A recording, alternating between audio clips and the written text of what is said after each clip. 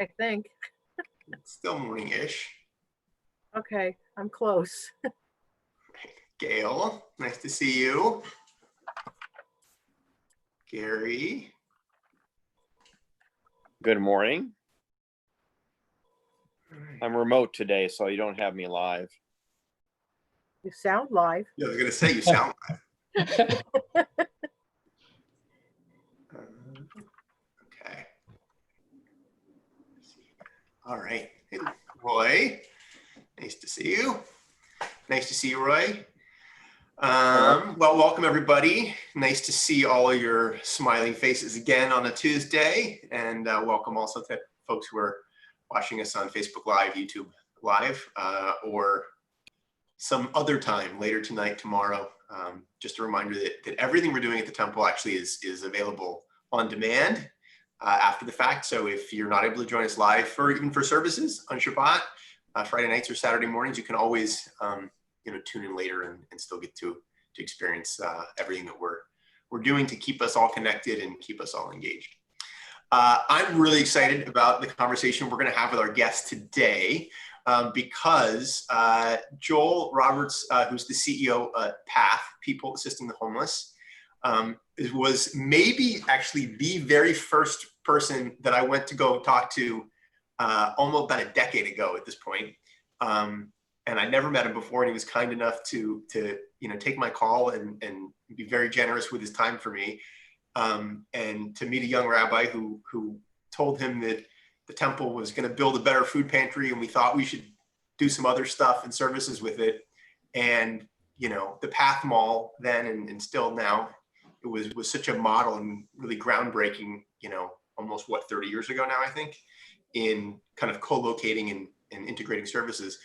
And I went to pick his brain and get his advice, and he's been a really good source of advice, on and off throughout the years, and also most importantly, is on the front lines, taking care of folks who are in many cases the most vulnerable in our city, and across our city. So I'm thrilled that you're with us today, and all these years later, I'm thrilled to still call you a friend and still have you be kind enough to answer my calls and emails. So Joel, welcome.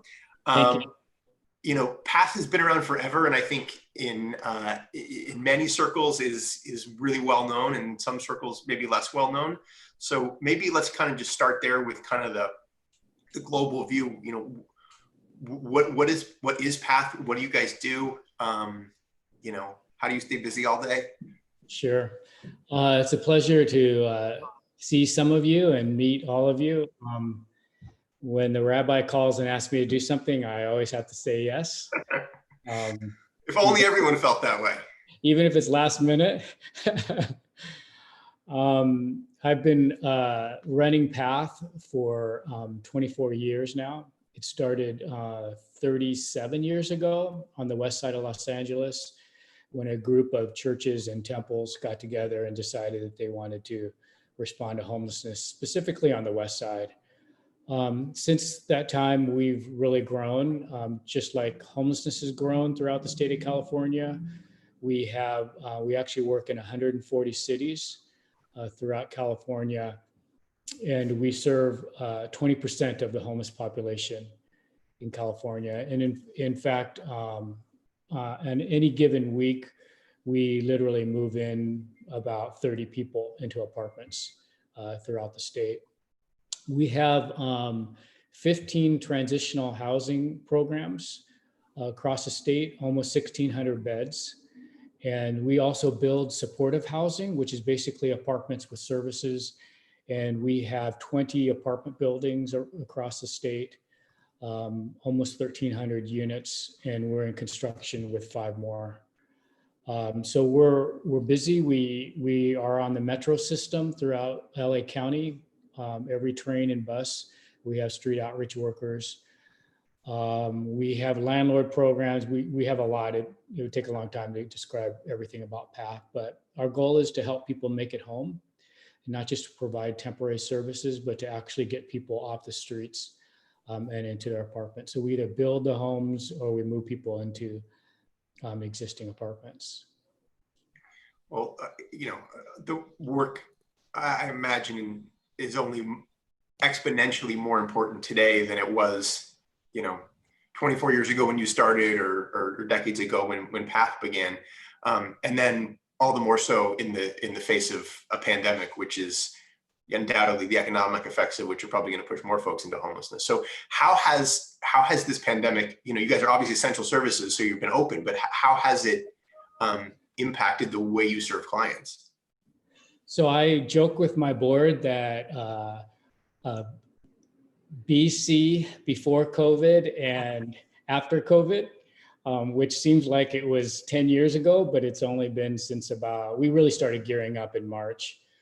And one of the criticisms we've had for several years now is that people say that Path is too big and it's not this small West Side agency anymore, and we're really big, but only the big agencies were able to respond to this COVID. And let me explain. In 3 months, we set up 7 emergency shelter programs, over 700 beds in 3 months. And we didn't hire new people because it was, they were saying, we need you to set this up next week. And we've been doing that, mostly in Los Angeles County, but also Orange County, Santa Barbara County, San Diego. But it was because we had this big infrastructure of people. We could move staff around from, street outreach into others. And then, we have 700 staff, and, there's the worry of staff getting sick even. And so we had to figure out a system. And, I was telling the rabbi before we went live, we have frontline staff, outreach workers, case workers, then we have finance staff, HR staff. And we had to make a decision as an organization that it's not fair to have some staff work in the front lines and literally risk their lives, and then have other staff like me sitting at home. So we all made a commitment that everyone had to go in the office at least sometime during the week. I mean, unless they were in vulnerable categories. But it was a paradigm shift for us. And we run 2 hotels that are specifically people who are homeless that have COVID. And we had to have staff volunteer to go there because, again, their lives are at risk. Some of our leadership I joke with them, they're like Dr. Fauci now. They're experts at COVID. We know, if someone in your family gets sick or has the symptoms, you got to stay home. And we have all these protocols and procedures. Out of 700 staff, I think we've had just 2 or 3 people test positive, which is pretty good. But it's just been a real paradigm shift. We're setting up 2 more shelters even right now. And it's, we like you had, we're not a congregation, but we have 700 staff throughout the state. So we put together weekly team meetings, like Zoom, but team. And it's been really wonderful. So we do remote on the ground updates throughout the state, so the whole staff can understand that, you're not the only ones out there on the front lines. We all are, and just a lot of sharing. And, it's like I said, it's a whole different paradigm now than before. Talk more about those 2 hotels you referenced. So those are for folks who have tested positive for COVID. Is that a part of Project Room Key, or that's totally separate? It's similar to Project Room Key, but it's through the Department of Health Services. So they fund it differently. But it's with, there's nurses and doctors and, just everything. Yeah. Are you guys running any of the Project Room Key sites? Yes, we run a few of those as well throughout the state. So I guess it sort of begs the question that, right, with this radically changing the, kind of the landscape and in some cases the way in which you're providing services to clients, is it creating, or have you seen new needs or just more need or both? With COVID,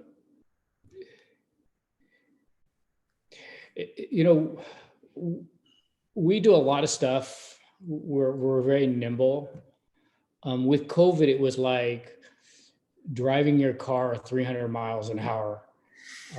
And we had to, like when it first started, the staff were worried about getting sick and who are we going to help? And there's, everybody's coming to us.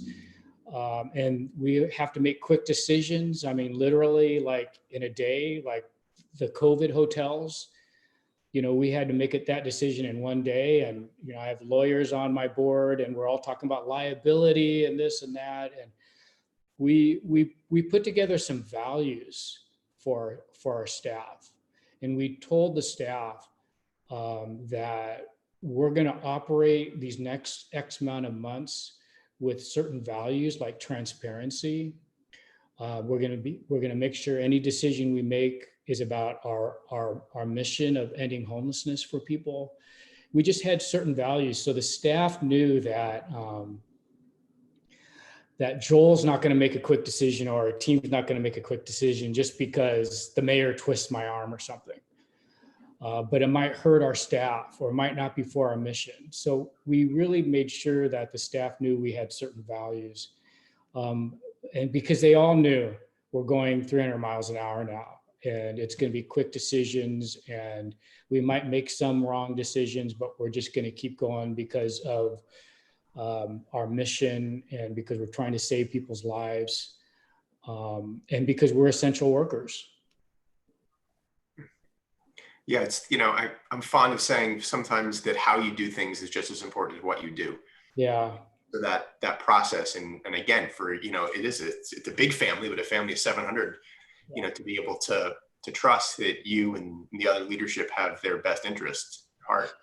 We created, before COVID, BC, we were already on this track of transparency and, I'm going to talk a little bit about equity in a minute, but if you're familiar with WeWork spaces where it's shared office space, we basically took all our facilities around the state and we converted them into WeWork spaces so that, including me, nobody had an office. And the idea was you frontline outreach worker are just as important or more important than Joel who runs the organization. And the way we're going to do that is Joel's going to sit next to you at the high top table in the hallway and work alongside you. And I'm not going to have a corner office or anything. And after COVID started, the staff kind of said, we're already doing this. We're all kind of sharing, we're all coming in and we're doing this together and there's equity and what was really affirming about what we've been doing is out of 700 staff, only one person said, I don't want to work, I'm too afraid. And I thought there'd be a lot. In fact, we had heard other agencies around town. I mean, they were losing staff right and left, calling in sick. And we were actually having to tell our staff, you need to go home. We have a policy. If you got a sore throat, go home. If you got a cough, go home. And they didn't want to go home. And I was sharing with our board that they're so committed, our staff, to what we're about. And it's just been really affirming. And I never really, people talked about it, that they're committed to the mission, but this is action. This is not words. This is like, I'm ready to go out there and be on the front lines and risk my life. I mean, even I have been going out on the outreach teams just so that they know that I'm not going to go hide in my house while you guys go risk your life. It's just not fair. And we've created that kind of subculture at PATH, and it's been pretty amazing. Well, look, I think it's true leadership, right? Well, I do remember your big office that I was talking about earlier. So, Yes. So from a logistics standpoint, though, in the wake of COVID, as this progresses and maybe we move back to more folks being on site working, does an open workspace, I made a joke of a few days ago on a forum that some of you were part of, that, you know, this entire experience of pandemic and quarantine has made people rethink the concept of the open floor plan at home, because 2 kids and mom and dad all trying to work on Zoom simultaneously in the middle of the living room doesn't really work, right? So have you thought at all about bringing staff back and what that looks like in terms of trying to keep people socially distant and whatnot? So staff are rotating in all the time, and we definitely have social distancing, and we have what we call dens. So you can reserve them if you need to go in and do a video call and things like that, little telephone booths and stuff. So it's, you know, we're already kind of rotating in. And, you know, I mean, people are talking about more remote working from home, kind of the new normal. So yeah, we've been kind of doing that. And then if you don't mind, can I talk about the second crisis that we encountered? Absolutely, yeah. We've all been encountering? Please. So, you know, February, March was COVID, and it really kind of changed the speed of how we operate and the values. And then all of a sudden, George Floyd was murdered. And there was this uprising and protests, and it was happening outside of all our buildings. I mean, literally in front of our buildings. And a majority of our staff are people of color.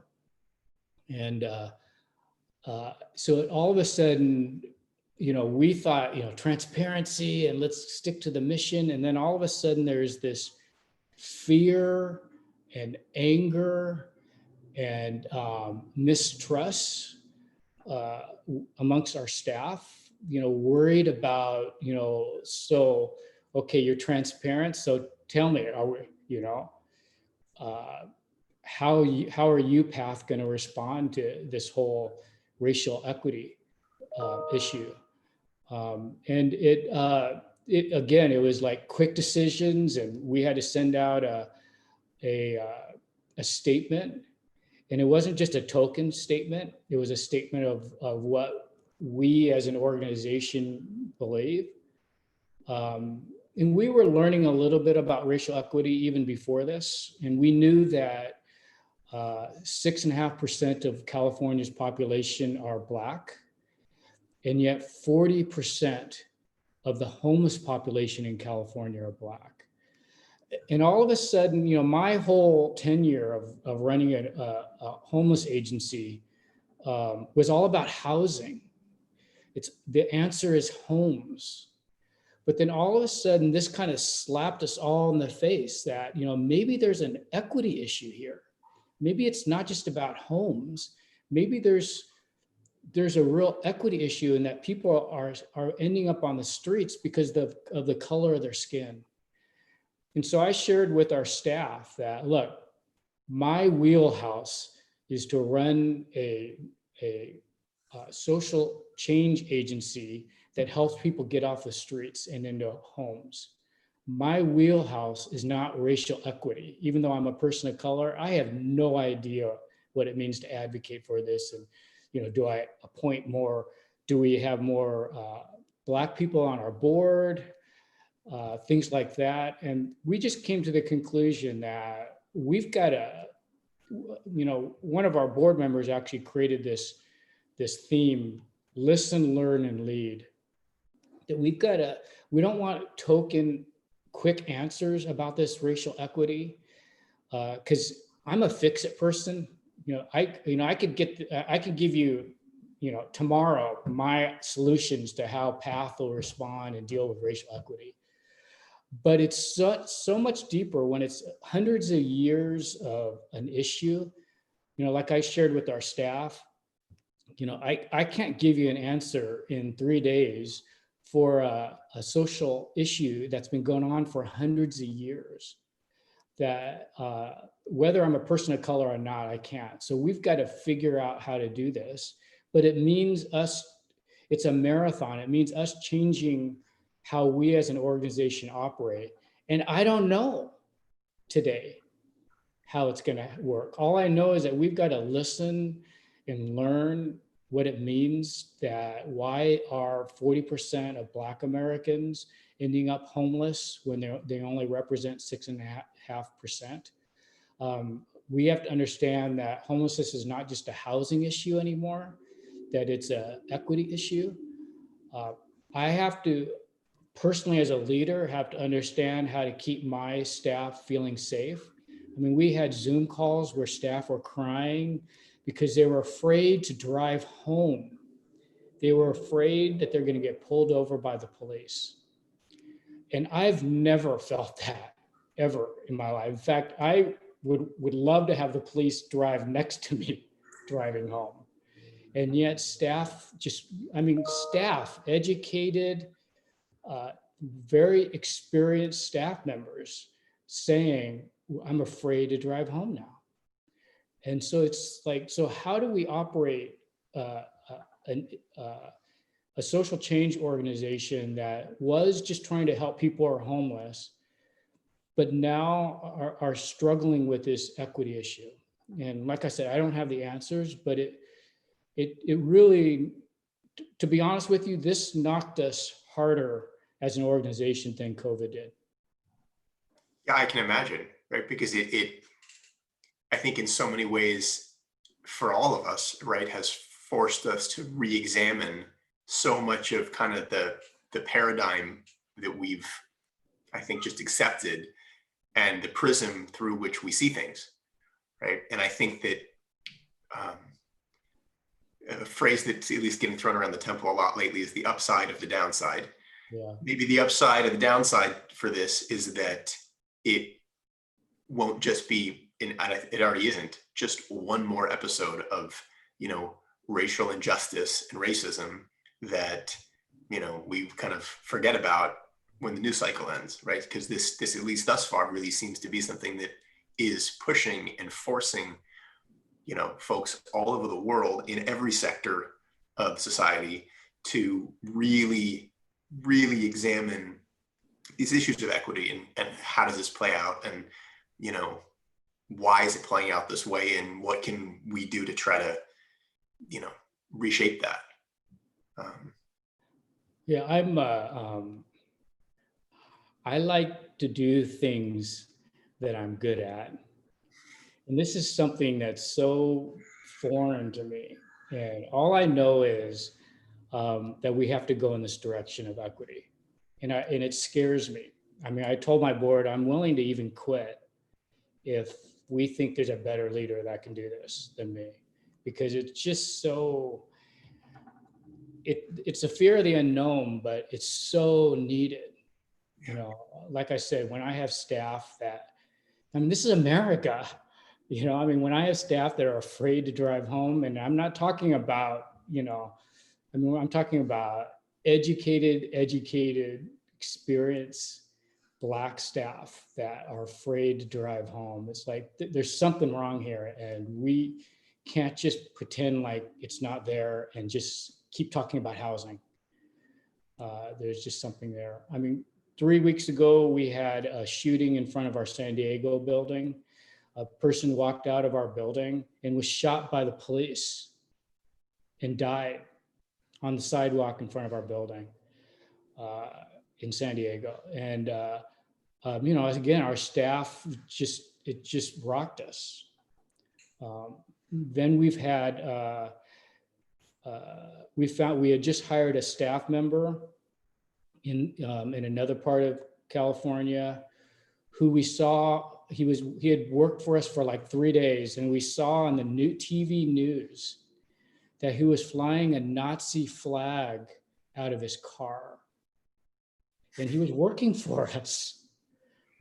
So we had to obviously fire him. We had to figure out how to do it legally, but we came to the conclusion that we're in a society where we have to really, as an organization, promote tolerance and have the values of, justice and, supporting humanity. And, again, I just know how to build housing and help people get into housing. This is so out of my wheelhouse. And for a lot of our staff, and even for our board, but it's just so needed. And it's I don't call this a rough time. I call it's a very emotional time. Yeah. And I think that's also, I think connected to the pandemic also though, because I think that it set the stage for people's emotions to be, I think more heightened in good ways and in bad. And for us all, I think to have a little bit shorter fuse. And I think that, that is forcing us to, every day to confront emotions and all sorts of things that, maybe we didn't feel the need to for a long time. And to your point of it being out of your wheelhouse, it's also forcing us to have the conversation. And you're right, I don't have any answers either. But I think the very nature of the fact that, we and so many others, right, are having the conversation instead of just, kind of keeping our heads down and going on about our business, it may, hopefully, is the catalyst for some real change. Yeah. I think this is, such a topic, just so fruitful a topic, really, I think, for discussion. I already see a couple of people raise their hands, so I'm going to, open it up for folks with questions here. Gary, I'll go to you, and then Jeff. Thank you for doing the presentation. It's been very, very informative. What's interesting is that on the equity thing, there have been people who've been involved in this for decades, and they are good resources for us. So, for instance, Judy Belk at the California Wellness Foundation, she was the head of diversity at Levi Strauss 30 years ago before she moved on to the nonprofit world. But people like that who can work with staffs and have people that can work with your staff and other staffs to talk about the issue are very helpful, I think. Thank you. Yes, thank you for that suggestion. Jeff.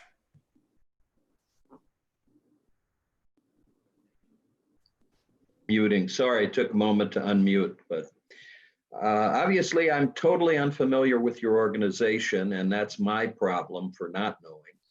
But the bottom line is, to me, in your initial presentation of what your structure is, this appears to be a massive financial obligation and organization with huge invested interests.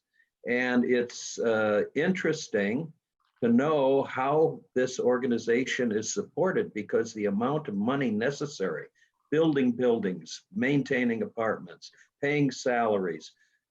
Beyond that, you have homeless people. You've got to necessarily feed them, educate them potentially, offer them other social services. I can't imagine what your budget is and who, is the main supplier of all these funds. It's, it seems like an awesome job that you've done and requires an awesome amount of money.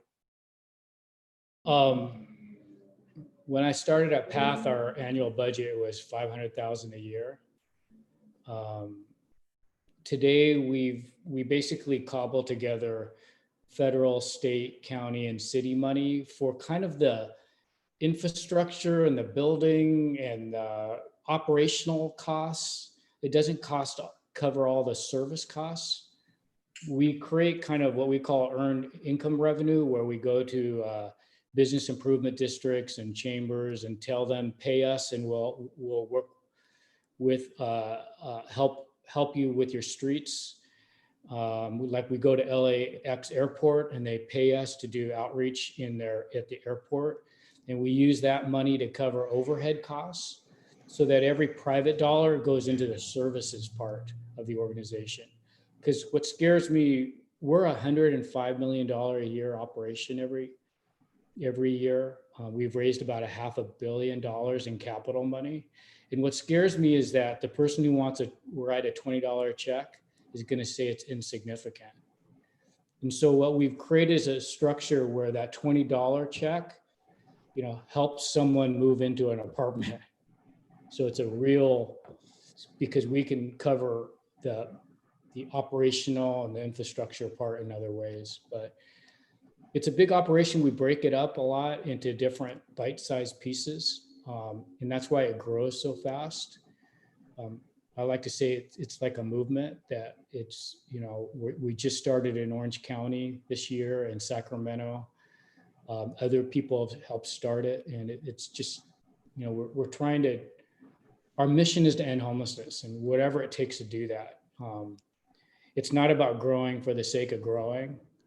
The problem is so significant and growing that we're just growing to meet the need. It's interesting in that you're dealing with homelessness, which is certainly a major concern. But how about creating purposefulness?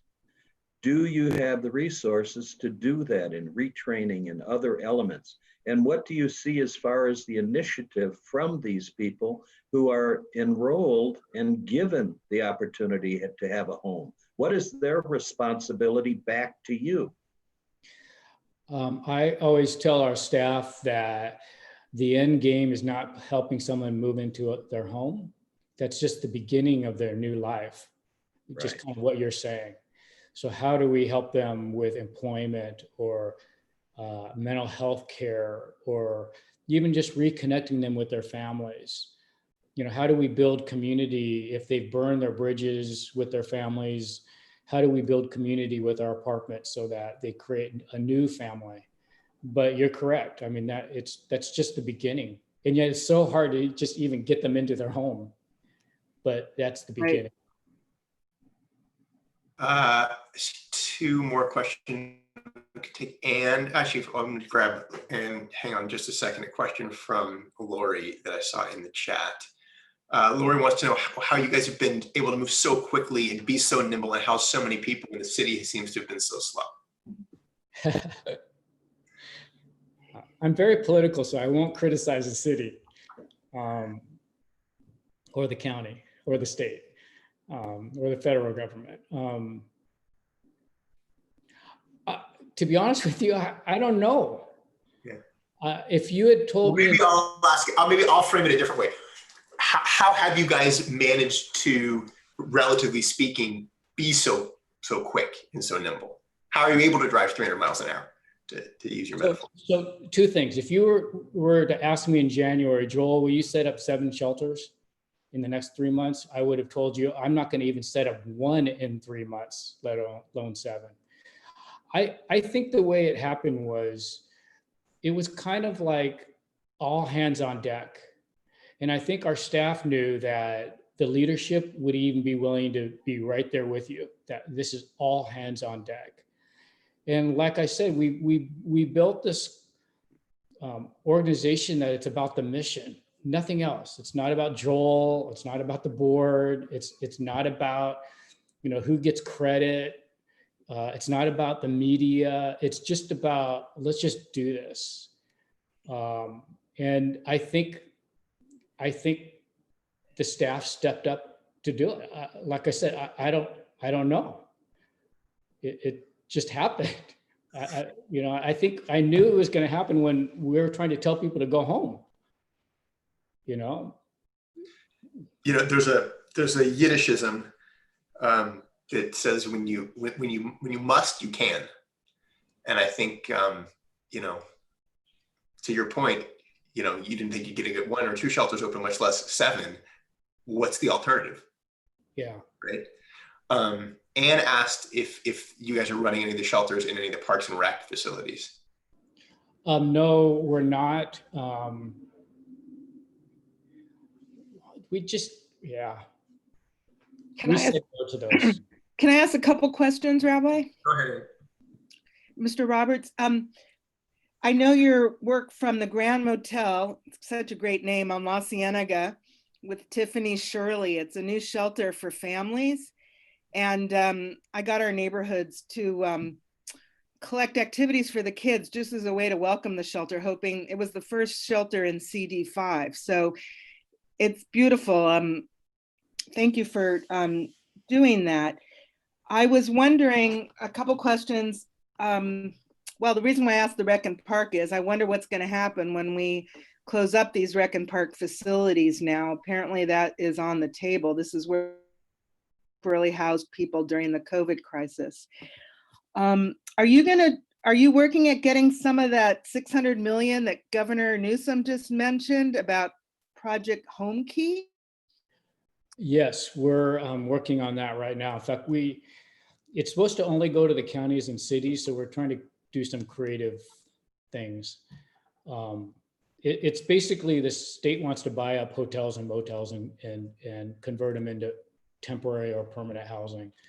So we actually put an offer into a hotel in Hollywood on our own, because again, everything is so slow and we're just going to do it. But we're hoping to kind of get it funding through programs like that. I've always, I get frustrated with political short-term feel-good solutions. And so I was trying to say that if you're going to pump all this hundreds of millions of dollars into this, let's think long-term. And the long-term is, if you're gonna rent out a motel, buy the thing and convert it into permanent housing after 5 years, so that there's long-term solutions to it. So there's a lot going on in LA, and the Judge Carter is telling LA to house all the people living under bridges. There was an article, I think, yesterday on it. We've been saying, don't just, they want to create little pallet temporary, we call them garden sheds for people. And we're saying, don't do that. That's a short-term feel-good thing, but these people living under the bridges, under the freeway, need homes, and we need to invest long-term on it. Mr. How about all the early release? What's happening to people? Are you accepting? I know this is short-term again. I appreciate what you said on long-term. I think we need to mandate more low-income housing in these luxury market rate developments, and we're doing our best, but the forces are just so big.